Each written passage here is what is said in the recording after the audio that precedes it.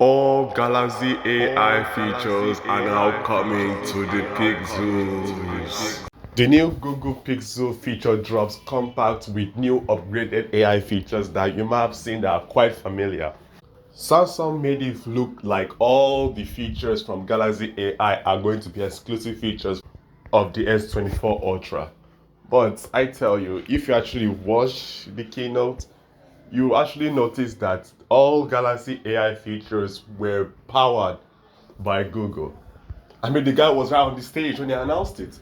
So now Pixel phones from the Pixel 6 are going to be getting these new AI upgrades, such as the Secret to Search, which everyone is enjoying right now, the photo emoji, and Magic Compose.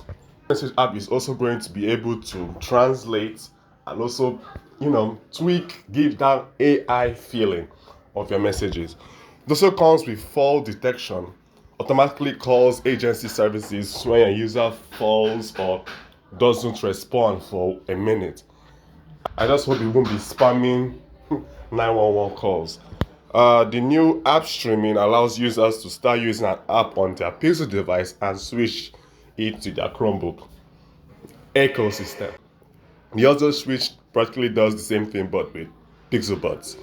The thermometer app. To be fair, I don't know why they did that, but they did it. It's FDA approved. Now you can point your phone at a human being and check if that person is acting kind of sus. Upgraded AI photo editing, which help you to edit videos and photos with AI. Photo and blur has also been improved. The circle to search feature is still going to come out ending of January, so watch out for that. I would like to hear your thoughts on these new features. Should Samsung just try and do their own AI, or should they rely on Google? And about this whole Galaxy AI features are going to be free up until 2025. I don't know, it's just for a phone of 1.3 million naira from my country.